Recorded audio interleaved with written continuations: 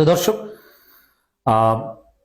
তো এখানে রুট হচ্ছে নেতৃত্বে দ্বন্দ্ব, কিন্তু সাম্প্রতিক যে রক্তক্ষয়ী সংঘর্ষ, এটা উস্কানি দিয়েছে প্রথমে কওমি হুজুররা, যারা তাবলিগ জামাত করে না, যারা করে বিভিন্ন রাজনৈতিক দল, খেলাফত মজলিস, খেলাফত আন্দোলন, ইসলামী আন্দোলন, এরা সরোয়ার্দী উদ্যানে সমাবেশ করে, মহাসমাবেশ করে সাত গ্রুপকে প্রতিহতের ঘোষণা দিয়েছে। এমনকি মামুনুল হক সাহেব একথাও বলেছিল যে তুরাগ নদীর পারে প্রয়োজনে রক্তের গঙ্গা বইবে।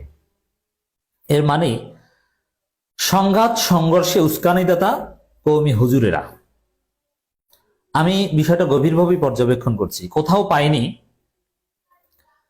যে জুবাইর গ্রুপের পক্ষ থেকে প্রথমে বলা হয়েছে, তারাও বলেছে পরে, প্রথমে বলা হয়েছে যে আমরা জুবাইর গ্রুপকে বাংলাদেশে, মানে সাত গ্রুপের পক্ষ থেকে প্রথমে বলা হয়েছে, এরকম পাইনি যে আমরা জুবাইর গ্রুপকে বাংলাদেশে থাকতে দেব না, তাদেরকে উৎখাত করব, তাদেরকে ইস্তেমা করতে দিব না, তাদেরকে রক্তের গঙ্গা বই দেব, এ কথা কিন্তু বলেনি, আপনার কেউ প্রমাণ করতে পারবে না। বরং এর চাইতে কঠিন কথা, প্রয়োজনে শহীদ হব, রক্তের গঙ্গা, এই কথাগুলো যা তাবলিগ জামাত অরিজিনালি না, কিন্তু তাবলিগের মুরব্বী সাজে বিভিন্ন রাজনৈতিক দলের নেতা, কওমি আলেম ওলামারা, মামুনুল হক সাহেবরা, এরা এই উস্কানিটা দিয়েছে। অতএব দায়টা কিন্তু এদেরই উস্কানি। আজকে সংঘাত সংঘর্ষ তাদের উস্কানিতে হয়েছে। অতএব মামুনুল হক সাহেবরা যতই সমাধান বৈঠকে দৌড়ঝাঁপ করুন, তিনি তাবলিগের কি? তিনি তাবলিগ জামাতে কয় চিল্লা লাগিয়েছেন? চিল্লা লাগানো এগুলো নিয়ে আলাদা বিতর্ক আছে, এগুলো আমরা সমর্থন করি না, সেটা ভিন্ন জিনিস। কিন্তু যারা তাবলিগ না, তারা তাবলিগের উপর খবরদারি করবে কেন? অন্যান্য রাজনৈতিক, তাবলিগের একটা উসুলি হচ্ছে নন পলিটিক্যাল হতে হবে। তো যারা বড় বড় রাজনৈতিক নেতা, তারা এসেছে তাবলিগের মাতবারি করতে, মাতব্বরি করতে, এগুলো কি সমস্যার সমাধান? মানে সমস্যাটা রুট এই জায়গায়, যখন অন্য কেউ এসে আপনি আপনার সংগঠনের উপর খবরদারি করতে চান, তখন সংঘাত সংঘর্ষ অনিবার্য। শুধু খবরদারি না, একেবারে হুমকি ধামকিমূলক কথা। যারা তাবলিগে 3 দিনও লাগায়নি, তারা জুবাইর গ্রুপের পক্ষে লাঠি নিয়ে মারামারি করতে আসে। ওরে ভাই, আপনি কি তাবলিগ করেন? আপনি তাবলিগের সমর্থক, দ্যাটস ডিফারেন্ট। আপনি তাবলিগের সময় দেন কিনা? তাদের তো একটা নেতৃত্ব কাঠামো আছে যে এই কটা চিল্লা দিলে এই পদ পাবে, অথবা আমির হওয়া, একটা গ্রুপের রাহবার হওয়া, এগুলো কিছু বৈশিষ্ট্য রয়েছে। আপনি 3 দিনও সময় লাগাবেন না, আপনি করবেন রাজনীতি। আমি ব্যক্তিগতভাবে তাদের রাজনীতি করাটাকে অ্যাপ্রিসিয়েট করি, কিন্তু আপনি তাদের উপর খবরদারি কেন করবেন? সংঘাত সংঘর্ষের মূল জায়গাটা এটা।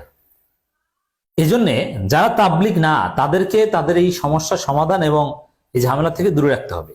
বিভিন্ন মাদ্রাসা থেকে লোক ভাড়া করে এনে দখল করে, সাত গ্রুপের লোকজনকে বিভিন্ন জায়গা থেকে বের করে দেয়, হাজারো অভিযোগ আছে। কিসের? মাসেলস পাওয়ারের বলে। দর্শক, তো এখানে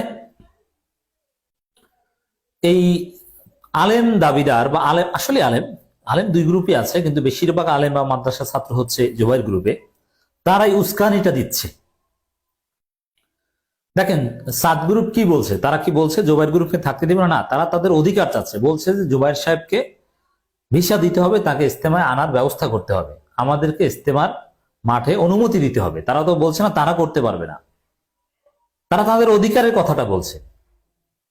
এখন বলবেন আমি কি সাত গ্রুপের পক্ষে? ভাই, আমি কোন গ্রুপের পক্ষে না, আমি তাবলিগ জামাত করি না। তাবলিগ জামাতের ক্রিটিক করি আমি, তাদের আকীদাগত ছোটখাটো বিভিন্ন ভুল বা তাদের ম্যাথোডোলজির আমি তীব্র সমালোচক, কিছু কিছু ভালো দিকের সমর্থক। কিন্তু সাত গ্রুপকে একেবারে মার্জিনালাইজড করা, হুমকি ধমকি দেওয়া হচ্ছে। আর সাত গ্রুপ তারা তাদের অধিকারের পক্ষে বলছে, দ্যাটস ইট, এর চাইতে বেশি কিছু না। হয়তো মূল দায়টা এই সংঘাত সংঘর্ষ, হয়তো বা এই হামলায় সাত গ্রুপ জিতেছে, মারামারিতে যে কেউ জিততে পারে, কিন্তু উস্কানিটা দিয়েছে হচ্ছে এই মামুনুল হক সাহেবরা। অতএব মামুনুল হক সাহেবদেরকে ওখান থেকে বের করে দেওয়া উচিত। যার এই যে মামুনুল হক সাহেব, রেজাউল করিম আবরার, অমুক তমুক হ্যাং ট্যাং যারা করে একটা দল, মানে রাজনৈতিক আলেম ওলামাদেরকে যদি তাবলিগ জামাত থেকে আলাদা রাখা যায়, অ্যাটলিস্ট নীতি নির্ধারণে, দেখবেন যে সমস্যা সমাধান হয়ে গিয়েছে। সমস্যাগুলো বাজাচ্ছে রাজনৈতিক আলেম ওলামারা, তারা রাজনীতি করবে, তাবলিগও তারা দখল করে। ভাই, এটা কি?